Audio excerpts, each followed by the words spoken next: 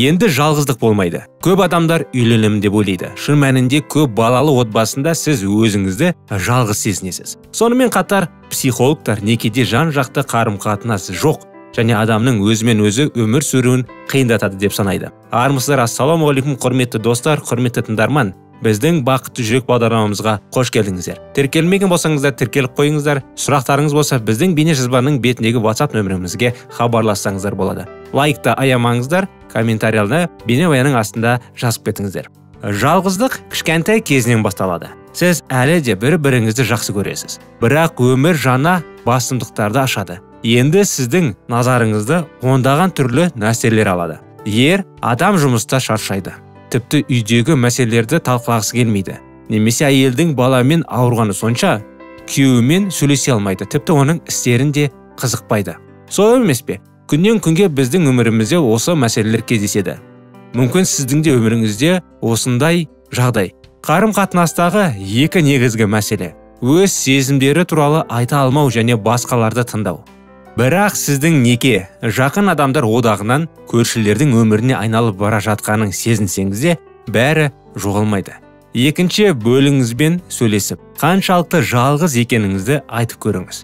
Теледидар немесе телефон қоңырауы болмаған кезде қолайлы уақытты таңдаңыз. Екінші бөлімде біз кінәліміз, өз сезімімізді жеткізуге тырысамыз. Бір кездері біріккен кездерін естеріңізде ме? Қандай ортақ мүдделеріңіз болды? Әрине, біз бәріміз үйленбей тұрып көптеген сөйлесетін тақырыптар болды. Көптеген баратын жерлер болды. Көп нәрсеге бірге қызығып, күндіз түні қоңырау шалып бір-бірімізге SMS жазатынбыз, солай емес пе? Оларды жүзеге асыруға тырысыңыз. Әрине, 2 жылдан кейін өмірде енді жанұяның өмірінде біраз нәрселер жоғала бастайды. Жұмыс, кейін енді күйеу аздан кешке жұмыста болған кезде әйелдер құрбыларымен жиі жақын болады, ал ер адам шаршағаннан соң жиі өзінің жолдастарымен уақыт өткізгісі келеді. Әрине, 1-2 жылдан кейін, болмаса сол жылы, болмаса келесі жылы арада бала пайда болған кезде жағдай кішкене қиындайды, бір-біріне уақыт аз табылады. Сондықтан оларды енді екінші жағынан не десек болады? Неге жұбайыңыздың қазіргі қызығушылықтарын бөлісуге тырыспасқа? Бір-біріңізді тануға ары жалғастыруға болады.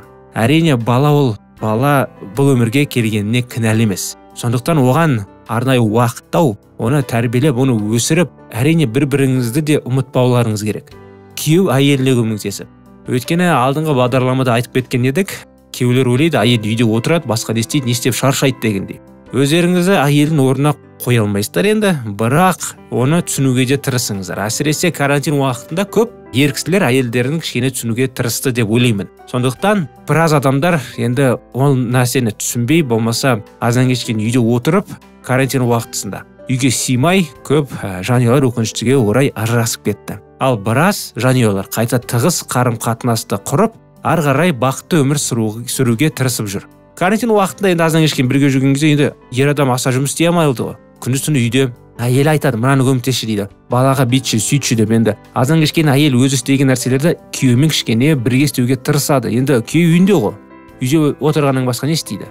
Мінекей достар. Сондықтан біз бәрін түсінуге тырысуымыз керек. Отбасыңыздың әдет-ғұрыптарын еске түсіріңіз, немесе жаңаларын біліңіз. Жақын адамдардың әрқашан өздерінің әдет-ғұрыптары мен жалпы әдеттері болады. Ортақ сөздер, әзілдер бар оның арасында. Бірге өткізген жылдар ішінде бірдей сөйлесу тәсілі де жасалуы мүмкін. Бірақ сіз оған қарсы шыға аласыз. Кейбір заманауи әдеттерді, екінші жартысының сөздерін қабылдаңыз. Бір тілде сөйлей бастағанда бір-біріне жақындайсыздар. Қалай болғанда да сіз қарым-қатынасты жылыту үшін қолыңыздан келгенін істеуіңіз керек. Өзіңізден сұраңыз. Неге тағы мен? Тек бірінші қадамды жасаңыз. Әрине, әр адам әйел кісіде, ер кісіде өзіне сұрақ қояды. Неге мен?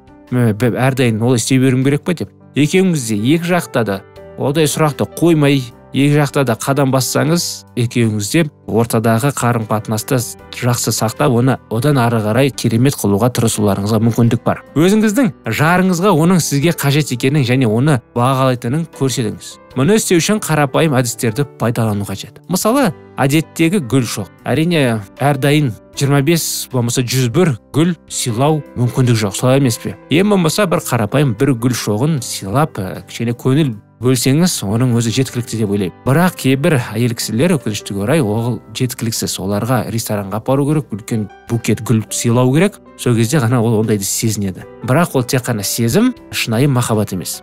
Сондықтан ондай жерде де абай болыңыздар. Бұл жерде ең бастысы енді көңіл бөлу ғой. Бір-біріңізді сыйлайтындарыңыз, бір-біріңді сүйетіндеріңіз, бір-бірлеріңізді бағалайтыныңыз. Кешкі асқа толы әңгіме қай жерде жақсы жұмыс істей алады. Өйткені адам өзін қажет сезінгенде ол жалғыз бола алмайды. Кейбіреулер үшін бұл өте қиын және ауыр жүк. Бірақ өмірін сүйетін адамға бұл тек қуаныш пен қанағат әкеледі. Сіз өзіңізді отбасыңызда жалғыз сезінесіз бе? Сүюді бастаңыз сонда. Енді керемет киелі кітап бар. Құдайдың бізге пайғамбарлар арқылы қалдырған кітабы киелі кітап Таурат, Забур, Інжіл. Сонда былай жазылған. Қалай сіз өзіңізге қарағанды, болмаса қатынасқанды қалайсыз, сіз де басқаларда солай қараңыз. Болмаса біреу сізге енді сізді біреу сыйлағанын қаласаңыз, сіз де біреуді сыйлауыңыз керек. Былай айтқан кезде. Бақытты қарым-қатынастың алғашқы шарты екі жүрек арасындағы эмоционалды байланыс. Бұл жаңадан құрылған қарым-қатынастарға да қатысты және жалғыздықты жеңу бұл көп жылдар емес. Біз танысқанда біздің санамыз емдік деңгейде серіктес таңдайды. Біреуге не ұнайтынын өзіміз түсінбейміз. Ғашық болу пайда болады. Бірақ табиғат адамдарды ұзақ уақыт бірге ұстауға қауқарсыз. Бұл мерзім әдетте 3 жылға созылады. Бұрын адамдар бір-біріне шыдап жалғыздық жанды жадыратса да өмір жаман түске ұқсайтын. Жылы қарым қатынасы жоқ жұптар қазір жай ғана кетіп қалады. Қазіргі менмендік эгоизм деңгейі серіктестің әдеттеріне шыдауға немесе оған бағынуға мүмкіндік бермейді. Табиғат адамдарды біріктіріп тұрғанда эмоционалды байланыс орнату қажет. Әрине бұл уақыт пен күш жұмсайды.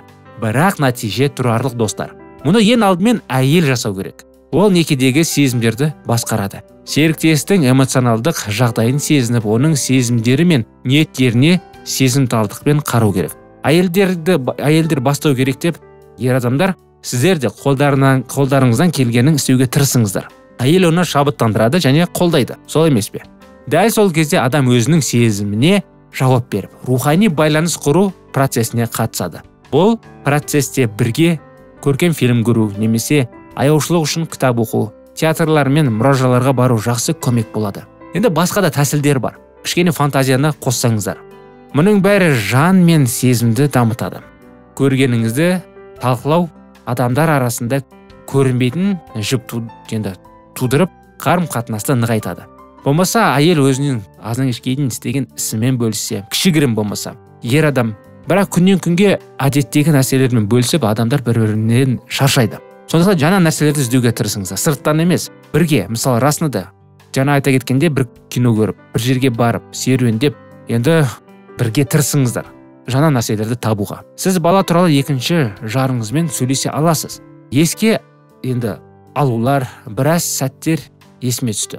Алдымен сіз серіктесіңізді әңгімеге тартып, өз тарихыңызды айтып беруіңіз керек. Содан кейін оған өзі туралы бірдеңе айтып беруін сұрауыңыз керек. Мұндай әңгімелер де біріктіреді. Болмаса ғаламторға бір-бірімізді біріктіретін, енді орысша жазсаңыздар, қазақша олар аз болады деп ойлаймын. Болмаса бір күні бір подкасттардың бірінде осы жайлы тақырыпты тағы көтереміз. Қандай сұрақтарды қоюға болады бір-бірімізді жақындататын. Бір-бірден как нас сблизить друг друга через тесты, анкеты деп қойсаңыздар, бір-біріңізге арнайы сұрақтар табылады. Сонымен енді ер адам болмаса әйелінің біраз өміріндегі оқиғалардың бәрін біле береді деп ойламаймын. Сол секілді басқасында.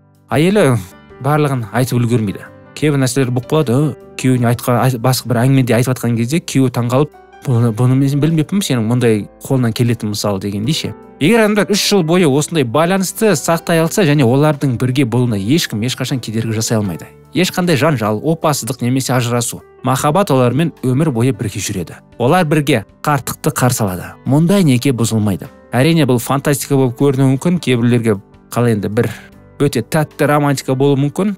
Ондайлардан адамдар қашқақтайды, бірақ өкінішке орай бұл рас өмір достар. Қазір бұның бәрін енді басында кездесіп жүрген кезде бұның бәрін қолдандыңыздар ғой. Оның бәрі бара-бара бір жаққа қашып кетті. Бірақ оның бәрін қайтармасаңыздар, өкінішке орай уақыт келгенде бір-біріңізді шаршайсыздар. Бұл қиын емес достар. Қолыңыздан келгендеріңізді істеуге болады. Кішкене фантазияны қосыңыздар, бірақ нәтижесі қандай? Сіздерге керемет қарым-қатынасты шын жүректен тілеп достар, келесі жолға дейін сау саламатты болыңыздар дейміз.